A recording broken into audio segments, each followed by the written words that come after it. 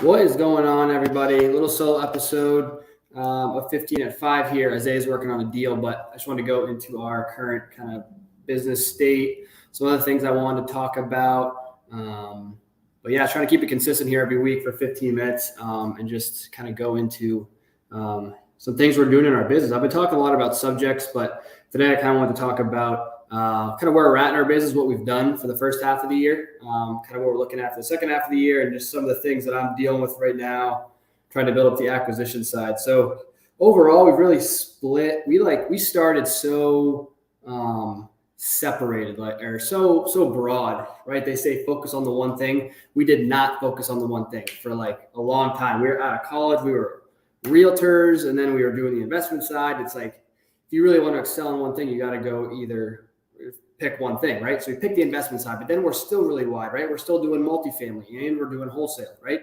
So two completely different beasts. Like wholesale is very transactional. It's just sales and marketing. Multifamily is sales and marketing to get the lead in the door, but then you have operations, you have financing the deal, you have all these things, right? Completely different animal.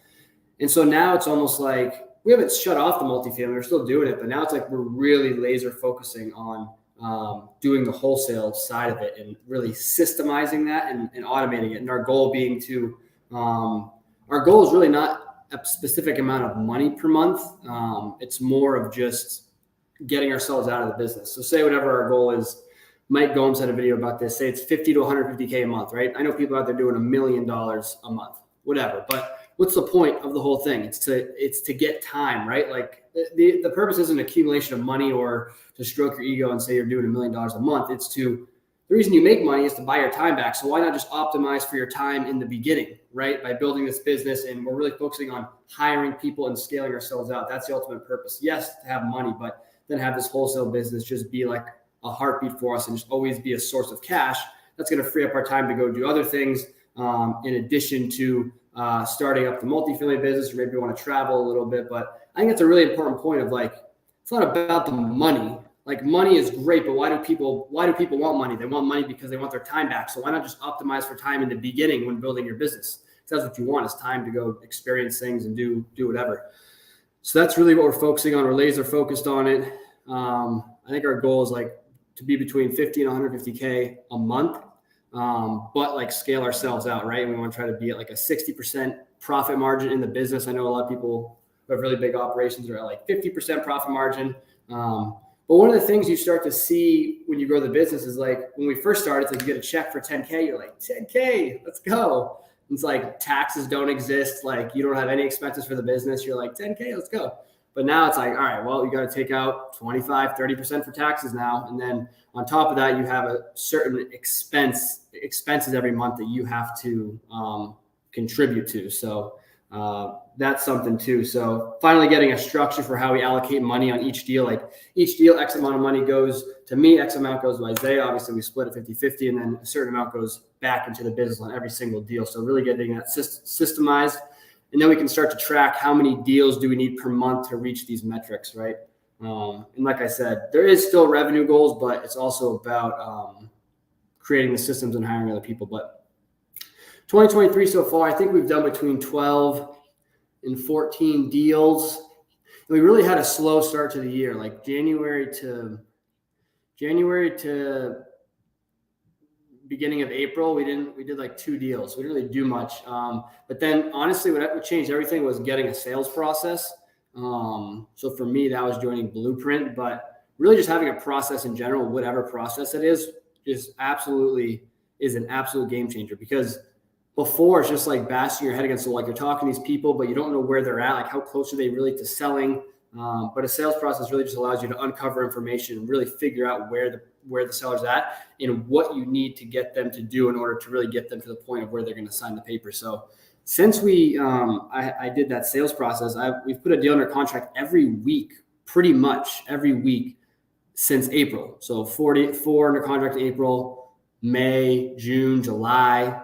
And Isaiah had a few under contract as well, but even though I was doing predominantly the acquisitions, but the sales process really changed everything. Now, all those deals didn't close, right? Some of them are still in escrow. They haven't closed yet. I think about 6 we have in escrow, and a few have fallen out for various reasons, right? So a few of them were kind of like option agreements. So a lot of times when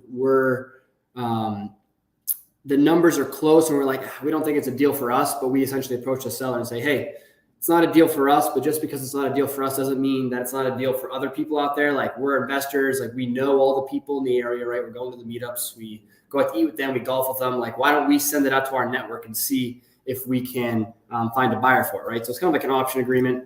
You try to find a buyer for 2 weeks. If you can't, then you go your separate ways. So that was a couple of the agreements.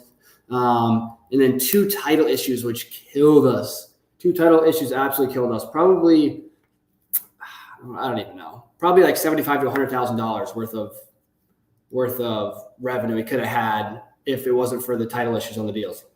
So what are you going to do, right? You do everything right. You do the sales process. You get it at a good price. The seller won't sell it to you. You're solving a problem, like everything. But then there's issues with the title, right? And that's just part of real estate. But both of them were issues with probate. So there was 2 people on title, and one person had died a while ago, and it was never taken care of. Because what happens when you own property and someone dies, that ownership interest has to go through a legal process called probate, which is what happens when you own an asset and you die. Like this process has to decide who gets ownership of the asset, right?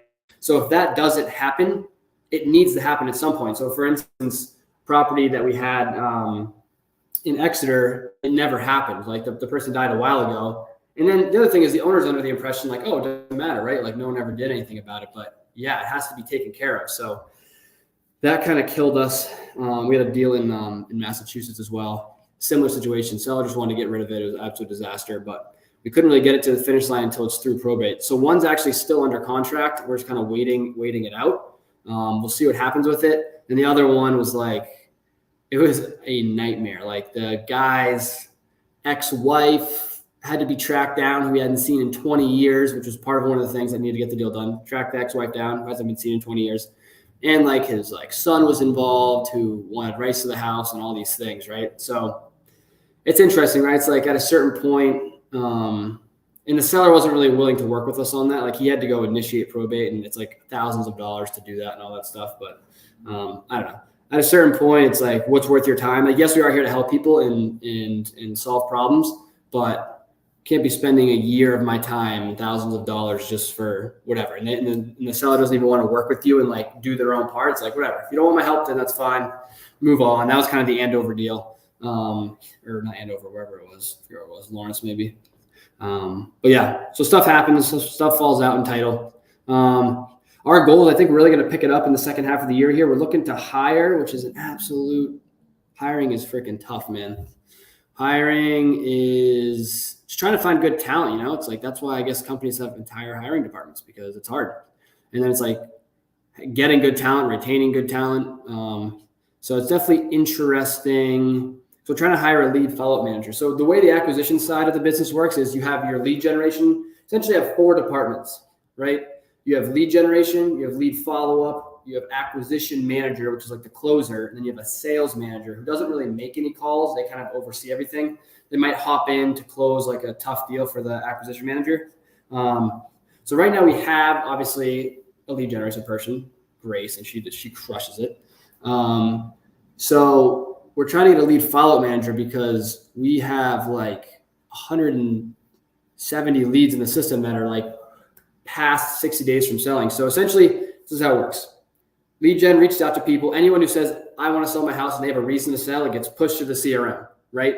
And then lead follow-up's job is to, first of all, qualify that lead that comes in and say, is this a legit lead? Do they have a reason? Secondly, what's the timeline of this lead, right? Are they more than 60 days out, or are they within 60 days from selling?